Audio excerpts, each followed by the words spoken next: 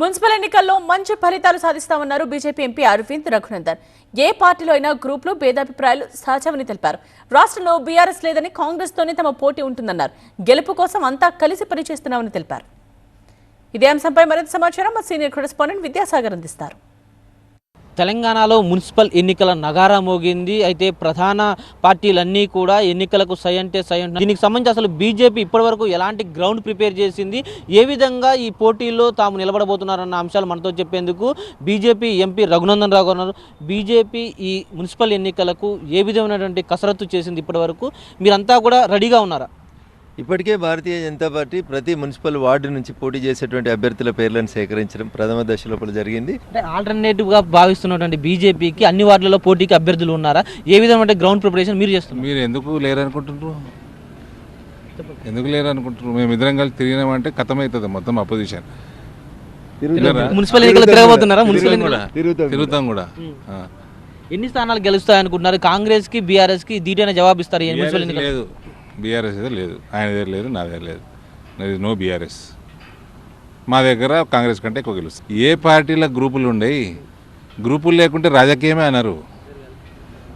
అన్నిట్లుంటాయి, అభిప్రాయ విభేదాలు ఉంటాయి.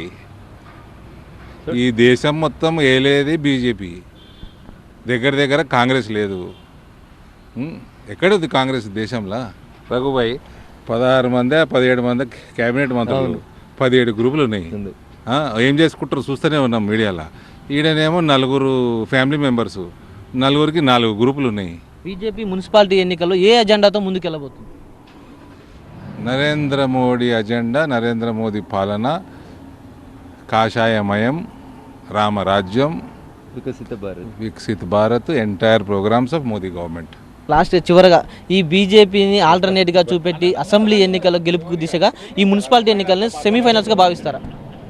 చిన్న pre finals, quarters finals, semifinals అంటూ ఏముండవన్న. ప్రతి ఎన్నిక పంచాయతీ మెంబర్ దగ్గర నుంచి మొదలుకుంటే పార్లమెంట్ మెంబర్ దాకా ప్రతి ఎన్నికను భారతీయ జనతా పార్టీ అంతే ప్రతిష్టాత్మకంగా తీసుకుంటుంది. సో పోటీ ఎవరి మధ్యలో ఉంటుందంటే పోటీ డెఫినెట్గా అధికార పార్టీకి మాకు మధ్యలోనే ఉంటుంది. ఇంకా వేరే వాళ్ళు ఎక్కడ ఉంటారు? వేరే వాళ్ళకి బీఆర్ఎస్కి ఎంపీ సీట్లలో 1 సీట్ రాలే, బై ఎలక్షన్లలో 1 సీట్ రాలే, ఎంపీ సీట్లలో 0, బై ఎలక్షన్లో 0, 2 ఎమ్మెల్సీ ఎన్నికలైతే 0. ఇక మళ్ళీ వాళ్ళకి మాకు పోటీ ఎందుకు పెడుతున్నారు? మీరు 0 వచ్చిన వాళ్ళతో మాకు ఎందుకు పోటీ ఉంటుంది? మేము ఆల్రెడీ 2 ఎమ్మెల్సీ ఎన్నికలు గెలిచినాం. మొత్తం పార్లమెంట్ సీట్లలో 50% ఆఫ్ ద పార్లమెంట్ సీట్లు గెలిచినాం. కాబట్టి నా రిక్వెస్ట్ ఏంటంటే దయచేసి don't compare BJP with BRS. మాకు 8 మంది ఎంపీలు ఉన్నారు, వాళ్ళకి 0 ఎంపీలు ఉన్నారు.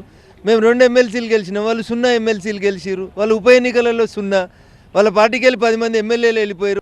10 సంవత్సరాల బీఆర్ఎస్ విధ్వంసాన్ని, 2 సంవత్సరాల కాంగ్రెస్ కరప్షన్ని చూసిన తర్వాత భారతీయ జనతా పార్టీ నరేంద్ర మోడీ గారి నాయకత్వంలో పనిచేస్తున్న విధానాన్ని చూసి మున్సిపాలిటీల అభివృద్ధి కోసం మమ్మల్ని ఆశీర్వదించమనేది మా విజ్ఞప్తి. డెఫినెట్గా బీఆర్ఎస్ అనే పార్టీ పోటీలోనే ఉండదు. అధికార కాంగ్రెస్ తోటే మా పోటీ ఉంటుంది. అది కూడా మెజార్టీ స్థానాల్లో గెలిపే లక్ష్యంగా ఈ మున్సిపల్ ఎన్నికల్లో పనిచేస్తామంటూ కూడా బీజేపీ ఎంపీ రఘునందన్ రావు చెప్తున్నారు. కెమెరామెన్ వెంకట్తో విద్యాసాగర్, TV9 శంషాబాద్ నుంచి.